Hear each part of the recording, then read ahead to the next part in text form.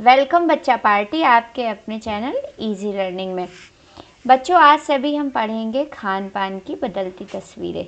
आपका चैप्टर का नाम है जो कि इस चैप्टर की समरी ये है कि हम तरह तरह के जो आज वैरायटी वाला भोजन लेते हैं, और चाहे वो साउथ का हो, वेस्ट का हो, और ये हर जगह मिल जाता है। स्ट्रीट फूड जो है वो चलन में है।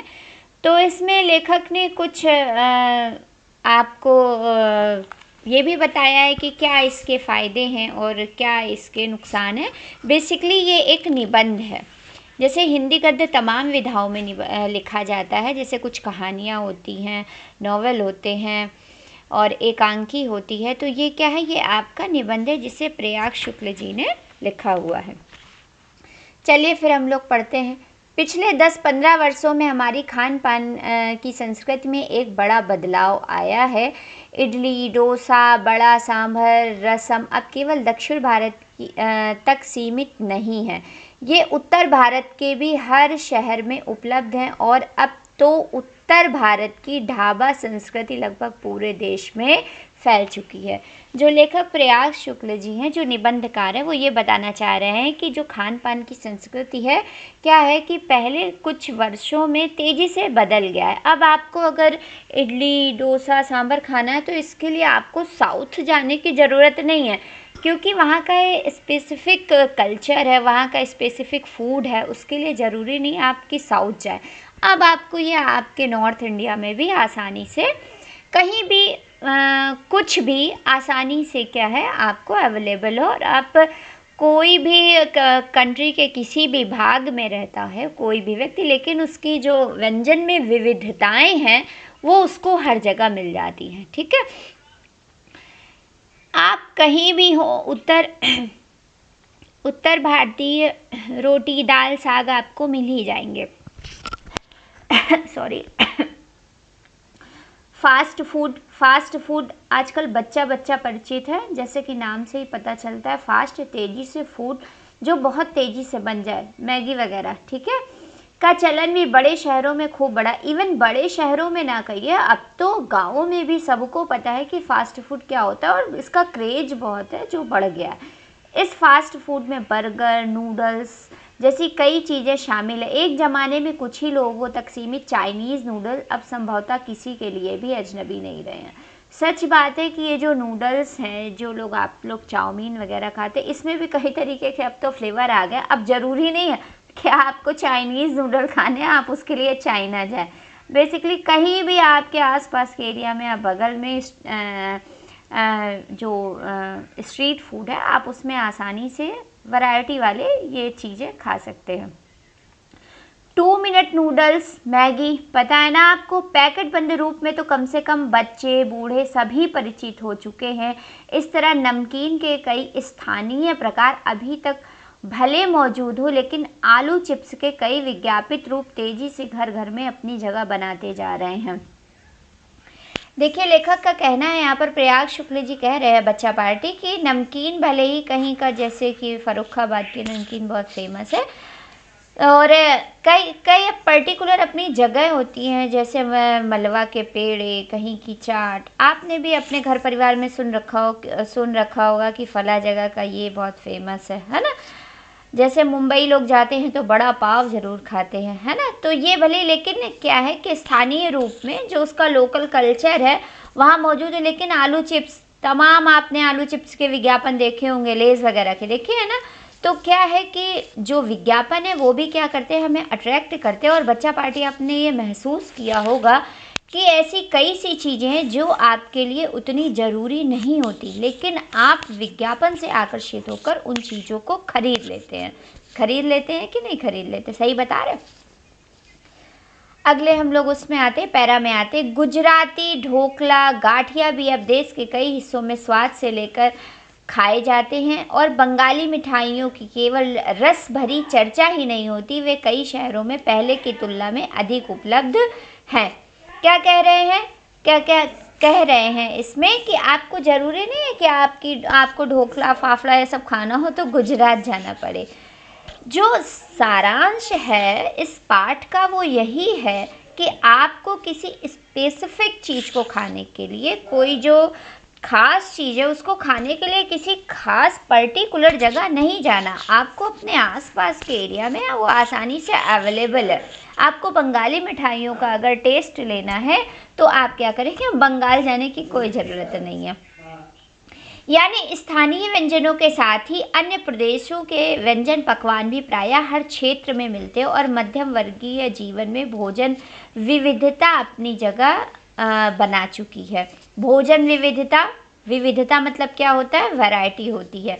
हर थाली में आपको वैरायटी का वो खाना मिलेगा और आप भी अपने पेरेंट्स से डिमांड करते होंगे ना, आज तो चाउमीन खानी है, आज तो बर्गर खाना है, आज तो मोमोज खाने हैं, है ना। हर घर में है, फैमिलियर हो गए आप सभी।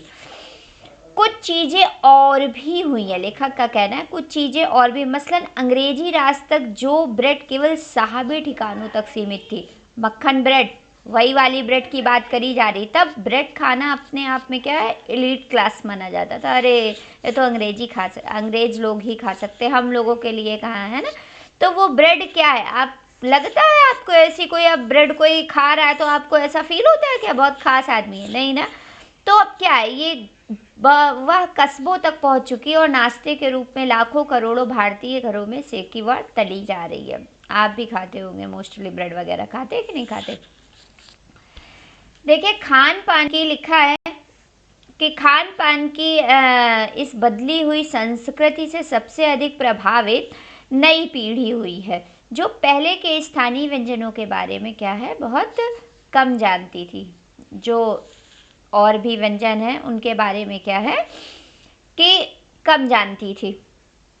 पहले क्या है, पहले आप जिस जगह में रह रहे हैं उन्हीं चीज़ों के बारे में जानते थे। जैसे आप उत्तर भारत में हैं तो उत्तर भारत की चीज़ें जानेंगे, आप बिहार में रह रहे हैं, आप महाराष्ट्र में रह रहे हैं, आप राजस्थान में रह रहे हैं तो पर्टिकुलर क्या है, उन्हीं जगहों के जो व्यंजन हैं वो जानते हैं। लेकिन आजकल आपको ये जो कम्युनिकेशन के तमाम ये आपके पास साधन हैं, जैसे कि आपके पास फ़ोन है और फ़ोन में है आप देख सकते हैं कहाँ की क्या चीज़ फेमस है और बनाना सीख सकते हैं और घर में बनवा भी सकते हैं। बच्चा पार्टी बनवाती भी है, बनवाते हैं कि नहीं बनवाते आप लोग।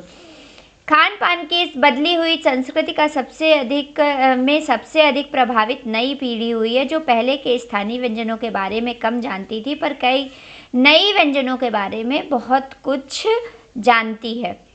स्थानीय व्यंजन भी तो अब घटकर कुछ ही चीज़ों तक सीमित रह गए। फास्ट फूड का चलन बच्चा पार्टी ज़्यादा हो गया है और जो इस तरीके के व्यंजन है जैसे क्या है, सत्तू का बनता है बिहार में। देखिए बिहार में सत्तू के वो जो बनते हैं, देखिए मेरे मुंह में नाम नहीं याद आ रहा है, अभी याद आता है आपको बताते, ठीक है। बम्बई की पाव भाजी और दिल्ली के छोले कुलचों की दुनिया तुलना में बड़ी जरूर हुई है, पर अन्य स्थानीय व्यंजनों की दुनिया में छोटी हुई है। जानकार यह भी बताते हैं कि मथुरा के पेड़े और आगरा के पेठे नमकीन में अब यह पहली वाली बात कहाँ रही। यानी जो चीज़ें बची भी हुई हैं तो उनकी गुणवत्ता में फ़र्क पड़ रहा है। फिर मौसम और ऋतुओं के अनुसार फलों खाद्यान्नों में जो व्यंजन और पकवान बना करते थे उन्हें बनाने की फुर्सत भी अब कितने लोगों को रह गई है। कहने का मतलब ये है कि एक तो ये बहुत टाइम कंज्यूम करते हैं, बहुत टाइम टेकिंग होते हैं इस तरीके के व्यंजन, और दूसरी बात क्या होती है, जो आजकल की महिलाएं हैं वो मोस्टली वर्किंग क्लास होती हैं, जॉब वगैरह में होती हैं और पहले की तरीके हाउसवाइफ्स थोड़ा कम रह गई हैं। इसलिए क्या होता है, लोग चाहते नहीं है, वो इंस्टेंट फूड चाहते हैं जो फटाफट बन जाए और बच्चे थोड़ा टेस्ट से उसको खाए भी।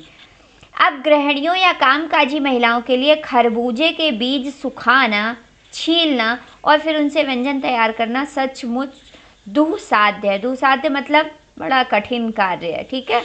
आप सोच सकते हैं कि अब किसी बड़े शहर की महिला तरबूजे के जो बीज, तरबूजों के मौसम का पहले इंतज़ार करे, फिर उन बीजों को धोए, फिर सुखाए, फिर छीले, फिर उनको रखे, ऐसा क्या होता है, मुश्किल होता है। वैसे तरबूजे की आप लोग बर्फ़ी खाइएगा, खरबूजे के बीज की बहुत टेस्टी होती है, बनवाइएगा, ठीक है। यानी हम पाते हैं कि एक ओर तो स्थानीय व्यंजनों में कमी आई है और दूसरी ओर वे ही देसी विदेशी व्यंजन अपनाए जा रहे हैं जिन्हें बनाने और पकाने में सुविधा हो। जटिल प्रक्रियाओं वाले चीज़ें तो कभी कभार व्यंजन पुस्तिकाओं के आधार पर तैयार की जाती हैं। अब तो आपको व्यंजन पुस्तिका की भी ज़रूरत नहीं पड़ती। पहले हमने देखा था कि अगर आपको कोई रेसिपी सीखनी हो, तरला दलाल हैं और ऐसे तमाम वो थे तो जिनको पढ़ के लोग सीखते थे कैसे बनाए, हाउ टू कुक। पर अब क्या है, आप तो यूट्यूब पर डालिए, जो कुछ बनाना है आपको फटाफट आता है और फटाफट बनाइए, है ना। आप शहरी जीवन में जो भागम भाग है उसे देखते हुए यह स्थिति स्वाभाविक लगती है। लोगों के पास टाइम कम है, बताया था हमने ये। और ये जो स्थानीय व्यंजन होते हैं ये टाइम टेकिंग होते हैं, बहुत ज़्यादा टाइम लेते हैं। लोग इंस्टेंट चाहते हैं, फटाफट हर कुछ चाहते हैं, फिर उतना इस तरीके के व्यंजन बनाने में क्यों टाइम लगाएंगे। तो उसे देखते हुए बहुत ही स्वाभाविक सी बात है कि वो ऐसा कुछ उपाय ढूंढेंगे। फिर कमर तोड़ महंगाई ने भी लोगों को कई चीज़ों से धीरे धीरे वंचित किया है। जिन व्यंजनों में बिना मेवों के स्वाद नहीं आता, उन्हें बनाने और पकाने के बारे में भला कौन 4 बार नहीं सोचेगा। मतलब कि लेखक का कहना है यहाँ पर कि महंगाई भी इतनी हो गई है कि उसके लिए आप तमाम चीज़ें इकट्ठी करें, फिर उसको आप बनाएं। इससे बेहतर है आप मार्केट से इंस्टेंट फूड लेकर क्या करें, उसको यूज़ करें। ठीक है। खान पान की एक मिश्रित संस्कृति बनी है। इसके मिश्रित संस्कृति का क्या मतलब है, बता चुके हैं ना आपको कि पर्टिकुलर कोई भी चीज़ अब कहीं एक जगह की नहीं रह गई। जैसे कि इडली सांभर अब सिर्फ साउथ का नहीं रहा, हर जगह खाते हैं, है ना, डोसा वगैरह। ये है मिश्रित, हर जगह का मिश्रण हो गया है। लेखक ने भी बताया जैसे बंगाली मिठाइयाँ, जरूरी नहीं बंगाल आप जाएंगे तभी मिलेगी, कहीं भी मिल सकती है ना, कहीं भी आप उसका आनंद उठा सकते हैं। इसके लिए अपने सकारात्मक पक्ष भी हैं। गृहिणियों और कामकाजी महिलाओं को अब जल्दी तैयार हो जाने वाले विविध व्यंजनों की विधियां उपलब्ध हैं। नई पीढ़ी को देश विदेश के व्यंजनों को जानने का सुयोग मिला है, भले ही किन्हीं कारणों से और किन्हीं खास रूपों में, क्योंकि यह भी सच्चाई है कि ये विविध व्यंजन इन्हें निखालिस रूप में उपलब्ध नहीं है। निखालिस क्या होता है, निखालिस होता है शुद्ध रूप में। जैसे कि लेखक का कहना है कि जो आप चाइनीज़ नूडल्स लेते हैं तो ये जिस रूप में चाइना का है उस रूप में आपको नहीं खाते हैं, इसको आप अपने टेस्ट के अकॉर्डिंग इसमें आप परिवर्तन कर लेते हैं, है ना। तो ये भले ही एक सच्चाई भी है कि आप वैसा ही नहीं उसको बनाते हैं या वैसा ही मार्केट में नहीं है जैसा कि ये स्पेसिफिक किसी जगह का है, लेकिन फिर भी है। आज़ादी के बाद उद्योग धंधों, नौकरियों, तबादलों का जो नया विस्तार हुआ है उसके कारण भी खान पान की चीज़ें किसी एक प्रदेश से दूसरे प्रदेश में पहुंची हैं। बड़े शहरों के मध्यम वर्गीय स्कूलों में जब दोपहर के टिफ़िन के वक्त बच्चों के टिफ़िन खुलते हैं तो उनसे विभिन्न प्रदेशों के व्यंजन की एक खुशबू उठती है। देखिए आज लोग काम की वजह अपने जॉब के कारण क्या कहते हैं कि बड़े शहरों की ओर आकर्षित होते हैं। तो जाहिर से जब बच्चे स्कूल में होते हैं, तमाम प्रदेशों के लोग, तमाम जगहों के लोग, एक बच्चे जब इकट्ठे होते हैं तो क्या होता है कि उनके घर परिवार का जो चलन होता है वो जिस किसी भी जगह के होते हैं तो उनके टिफ़िन में इसका रिफ्लेक्शन देखने को मिलता है ना। हम खान पान से भी एक दूसरे को जानते हैं और इस दृष्टि से देखें तो खान पान की नई संस्कृति में हमें राष्ट्रीय एकता के नए बीज भी मिल सकते हैं। ठीक है। इस तरीके से जो निबंधकार हैं प्रयाग शुक्ल जी, उनका बच्चा पार्टी क्या कहना है कि खान पान से हम महसूस कर सकते हैं कि फला व्यक्ति किस जगह का होगा। जैसे उसको अगर छोले हैं और अगर वो इडली सांभर पसंद कर रहा है, टिफ़िन में ऐसा कुछ ला रहा है मोस्टली ज़्यादा, तो आप समझ जाएंगे कि लग रहा है ये साउथ का है ना। तो हम महसूस कर सकते हैं क्या होता है। ये एक तरीके से क्या करते हैं कि जो हमारे निबंधकार हैं वो कह रहे हैं कि ये भारतीय एकता को भी, ये खान पान की विविधता क्या करती है, मजबूत करती है। बीज भली भांति तभी अंकुरित होंगे जब हम खान पान से जुड़ी हुई दूसरी चीज़ों की ओर भी ध्यान देंगे। लेकिन निबंधकार कह रहे हैं कि एकता हमारी तभी मजबूत होगी जब हम ना सिर्फ खान पान की ओर बल्कि और जो दूसरी इम्पोर्टेंट चीज़ें हैं उनकी तरफ भी ध्यान देंगे।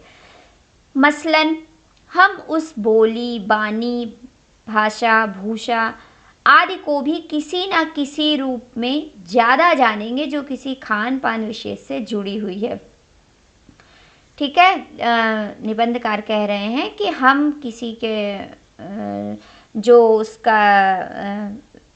उसकी यूनिफॉर्म है, जो उसने कपड़े पहन रखे हैं, जैसा कि वो बोल रहा है, उसे क्या करेंगे, उससे भी हम उस व्यक्ति को जानेंगे, समझेंगे कि किस क्षेत्र का है या कहाँ से रिलेट कर रहा है। तो ये सारी चीज़ें क्या हैं कि जो हमारी राष्ट्रीय एकता है उसको बच्चा पार्टी मजबूत करती हैं। आप लोग बोर ना होइएगा, ये दरअसल स्टोरी नहीं है, ये निबंध है। और निबंध क्या होता है, किसी टॉपिक पर जो निबंधकार होता है वो अपनी बात रखता है। और आपके क्लास में ये इसलिए है बच्चा पार्टी क्योंकि अभी आप छोटे हो, छोटे छोटे टॉपिक जब आप ये पढ़ोगे, समझोगे, फिर आप जानोगे कि कैसे ये छोटी छोटी चीज़ें, एक टिफ़िन, आपका खाना किस तरीके से, क्या क्या ये इसकी क्या इम्पोर्टेंस हो सकती है और हम इसके थ्रू क्या क्या जान सकते हैं ना। इसीलिए थोड़ा आप इंटरेस्ट बनाए रखिएगा, बोर मत होइएगा। ठीक है, आगे पढ़ते हैं। इसी के साथ ध्यान देने की बात है कि स्थानीय व्यंजनों का पुनरुद्धार भी जरूरी है, जिन्हें अब एथनिक कहकर पुकारने का चलन बढ़ा है। जो पुरानी चीज़ें हैं, जैसे बहुत से लोग अपने जो ट्रेडिशनल फूड है उनको नहीं जानते और इसीलिए उनको एथनिक कह दिया गया है। क्योंकि ये बनते ही नहीं तो बच्चे क्या जानेंगे ना। तो इसीलिए यहाँ पर निबंधकार ने जो पुनरुद्धार शब्द का इस्तेमाल किया। ठीक है, दोबारा से उनका क्या करना, चलन बढ़ाना। ऐसे स्थानीय व्यंजन केवल 5 सितारा होटलों के प्रचारार्थ मतलब क्या होता है, प्रचार के लिए नहीं छोड़े दिए जाने चाहिए। मतलब हमें बनाना चाहिए या आगे इस परंपरा को बढ़ाते रहना चाहिए। ऐसा ना हो कि हमारे आगे आने वाली पीढ़ियां जो हमारे ट्रेडिशनल फूड है, जो स्थानीय फूड जो ट्रेडिशनल है, वो भूल जाएं। 5 सितारा होटलों में वे कभी कभार मिलते रहे पर घरों बाजारों से गायब हो जाएं तो यह एक दुर्भाग्य ही रहेगा। अच्छी तरह बनाई पकाई गई पूड़ियाँ, कचौड़ियाँ, जलेबी अब बाजारों से गायब हो रही हैं। मौसमी सब्जी से भरे हुए समोसे भी अब कहाँ मिलते हैं।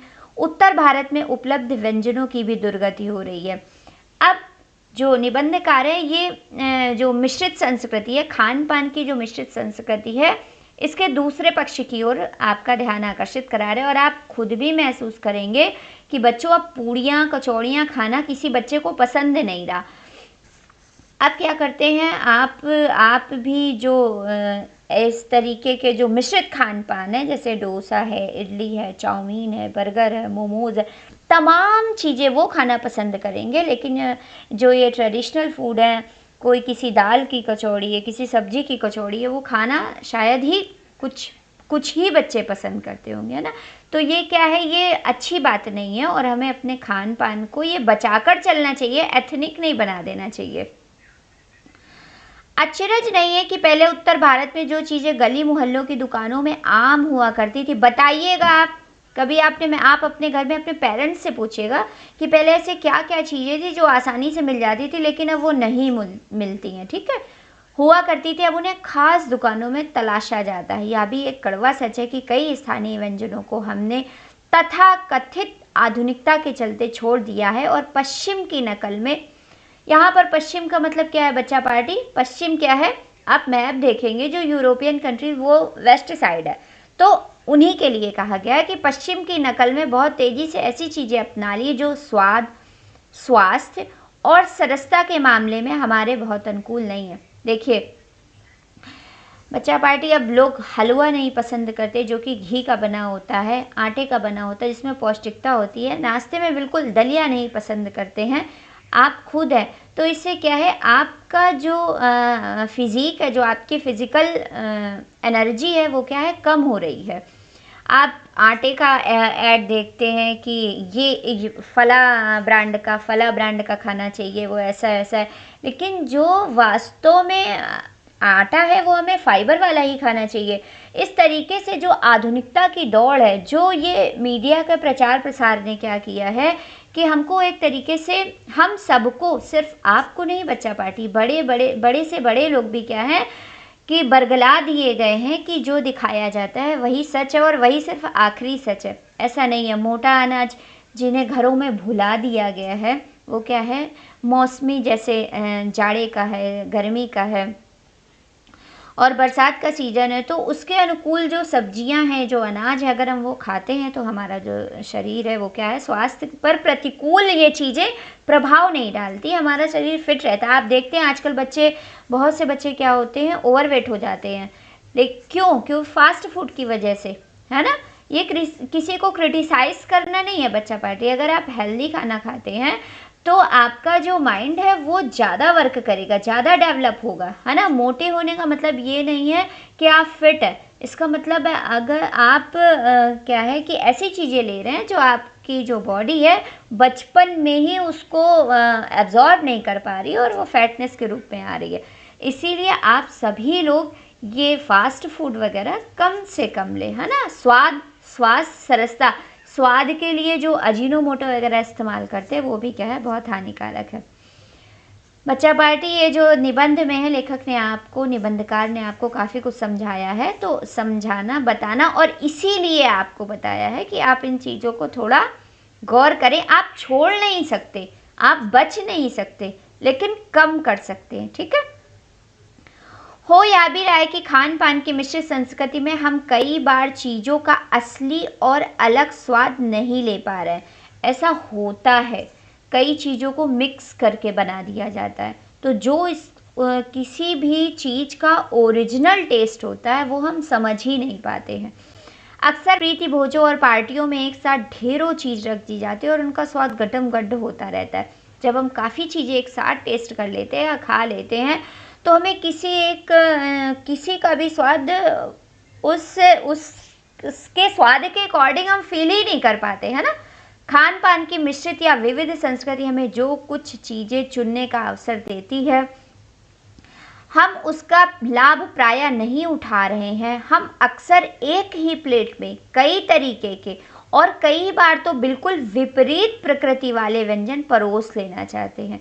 इसमें निबंधकार आपको ये समझा रहा है कि एक टाइम पे जो भी हम खाते हैं उसमें जो खाने का जो टेक्सचर है, जो क्वालिटी है, जो उसकी है, हमें एक ही तरीके का लेना चाहिए। जैसे कि अगर हम दूध और दही को एक साथ खाते हैं, मट्ठा और दूध एक साथ लेते हैं और इसी तरीके की तमाम चीज़ें, जैसे खट्टे के साथ कुछ हमने अटपटा ले लिया, खट्टे के साथ दूध ले लिया, ये सब चीज़ें क्या है, हमें ऐसा नहीं करना चाहिए। डिफरेंट जो क्वालिटी वाले हैं व्यंजन, उनको हमें एक साथ नहीं लेना चाहिए। ये चीज़ें हमारे स्वास्थ्य पर भी प्रतिकूल प्रभाव डालती हैं और उनका टेस्ट भी हम ना समझ पाते हैं, ना जान पाते हैं। इसलिए खान पान की जो मिश्रित विविध संस्कृति बनी है और लग यही रहा है कि यही और अधिक विकसित होने वाली है, उसे तरह तरह से जांचते रहना जरूरी है। फाइनली निबंधकार ये बता रहे हैं कि जो खान पान की ये जो मिश्रित संस्कृति है, जिसमें तमाम तरीके के वैरायटीज़ हैं, आने वाले टाइम में और डेवलप होगी। आप सभी जानते हैं और हम सब भी जानते हैं, लेकिन हम सभी के जो इसके इम्पैक्ट हैं, जो निगेटिव इम्पैक्ट हैं, जो नकारात्मक प्रभाव हैं, सिर्फ हमारे शरीर पर ही नहीं पड़ते, हमारे मस्तिष्क पर भी पड़ते हैं, है ना। और क्या होता है कि उसके लिए हमें अवेयर रहना होगा कि हम टोटली इनसे दूर नहीं रह सकते, लेकिन ये पूरी तरीके से कोशिश करें कि इस तरीके की चीज़ें सिर्फ जो विज्ञापन वगैरह देखकर हम आकर्षित हो जाते हैं, ऐसा करके हमें नहीं लेना और जांच परख कर ही हमें ऐसी चीज़ों को क्या कहना चाहिए, लेना चाहिए या खाना चाहिए। थोड़े से प्रश्न अभ्यास देख लेते हैं ओरली। खान पान की मिश्रित संस्कृति से लेखक का क्या मतलब है, अपने घर के उदाहरण देकर इसकी व्याख्या करें। अब जो मिश्रित संस्कृति है, इसके बारे में लेखक का क्या मतलब है। लेखक ने क्या कहा है कि अगर आपको इडली डोसा खाना है, आप भले ही कहीं भी रह रहे हो, आप नॉर्थ में हो, साउथ में हो या ना हो, कहीं भी हो, आप महाराष्ट्र में हो, मतलब आप कहीं भी हैं और कहीं भी रह रहे हैं, कोई फ़र्क नहीं पड़ने वाला है। तो लेखक का ये मतलब है कि जो अब ये जो सेंचुरी चल रही है, ये जो भी दशक है, इसमें जो पिछले 15 से 10-15 वर्षों से जो बदलाव आया है, उसमें हर तरीके का खाना हमें हर जगह पर मिल जाता है।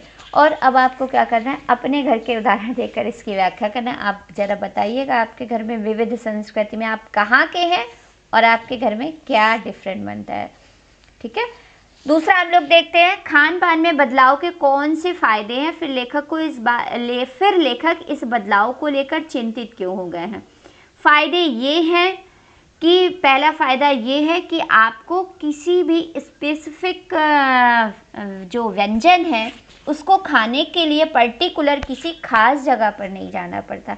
आपको बंगाल की मिठाइयाँ अगर खानी है, उसके लिए आपको बंगाल नहीं जाना पड़ेगा, ठीक है। ये फ़ायदे हैं कि आप कहीं भी रहकर कहीं के भी व्यंजनों का लुत्फ़ आसानी से उठा सकते हैं। फिर क्या है, फिर लेखक इस बदलाव को लेकर चिंतित क्यों है। लेखक इसलिए चिंतित हैं इस बदलाव को लेकर क्योंकि जो स्थानीय व्यंजन है, इस वजह से वो पूरी तरीके से क्या हो गए हैं, गुम हो जाते हैं। और क्या हो जाता है कि जो तमाम तरीके के जो मिश्रित व्यंजन हो जाते हैं, तो कि जो किसी खास व्यंजनों के मिश्रण से हम किसी खास व्यंजन का ओरिजिनल जो उसका वो है, उसमें हम क्या कर सकते हैं, आनंद नहीं उठा पाते हैं। खान पान के मामले में स्थानीयता का क्या अर्थ है। स्थानीयता का मतलब होता है किसी स्थान विशेष की चीज़, जैसे गुजरात का फाफड़ा ढोकला, पंजाब के छोले कुलचे, राजस्थान की कढ़ी और भी चीज़ें, और साउथ के तो आपको पता ही है। तो इस तरीके के जो स्थानीय, बिहार का वो बाटी है ना, तो ये क्या है, ये स्थानीय चीज़ें होती हैं जो किसी क्षेत्र विशेष के व्यंजन होते हैं, वो स्थानीय व्यंजन कहलाते हैं। निबंध से आगे या आपके लिए ये एक देखिए, एक अच्छा सा ये है दूसरा वाला, ये पढ़िए। यहाँ खाने, पकाने और स्वाद से संबंधित कुछ शब्द दिए गए हैं, इन्हें ध्यान से देखिए और इनका वर्गीकरण कीजिए।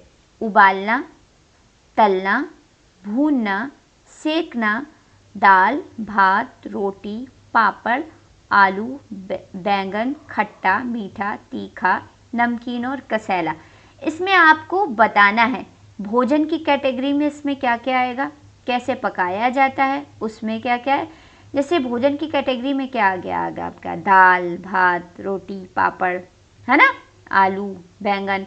कैसे पकाया जाता है, इसमें अब जो लिखेंगे उसके आगे उसको ही लिखेंगे, ठीक है। उबालना, तलना, भूनना, कैसे पकाया, ठीक है, और उसका स्वाद कैसा है। ये बच्चों आपके लिए होमवर्क है और आप इसे करिएगा, ठीक है। छौंक, तीसरा हम लोग देखिए, तीसरा वाला छौंक, चावल और कढ़ी।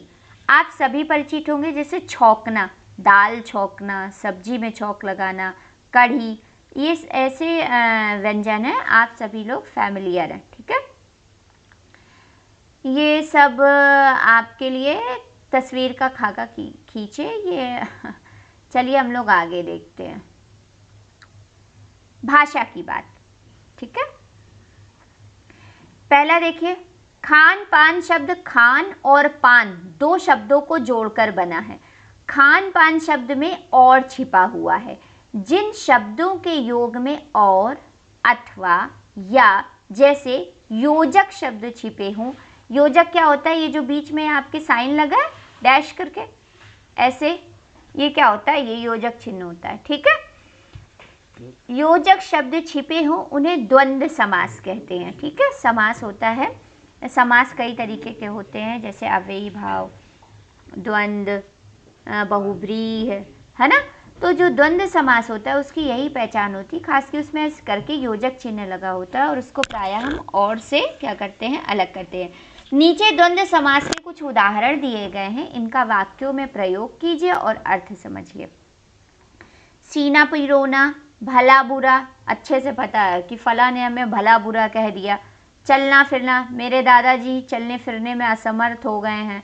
लंबा चौड़ा, वह देखने में बहुत ही लंबा चौड़ा व्यक्ति है। कहा सुनी, मेरे दोस्त से आज मेरी कहा सुनी हो गई। घास फूस, महाराणा प्रताप जंगल में रहकर घास फूस की बनी रोटियां खाते थे, है ना। इस तरीके से बहुत ही छोटे छोटे से वाक्य प्रयोग हैं जो आपको समझने जरूर चाहिए। दूसरा हम लोग देखते हैं, कई बार एक शब्द सुनने या पढ़ने पर कोई और शब्द याद आ जाता है। आइए शब्दों की ऐसी कड़ी बनाएं। नीचे शुरुआत की गई है, उसे आप आगे बताइए। कक्षा में मौखिक सामूहिक गतिविधि के रूप में इसे दिया जा सकता है। बच्चा पार्टी आपके लिए होमवर्क है, या आप करिएगा। वैसे आपको समझ में आया कि नहीं आया, आप इसे एक बार देखेंगे तो आपको ज़रूर समझ में आएगा। और फिर भी अगर कुछ नहीं समझ में आता, किसी भी क्वेश्चन को लेकर कोई क्वेरी है, तो आप कमेंट बॉक्स में ज़रूर लिखिएगा। Please like share and subscribe my channel.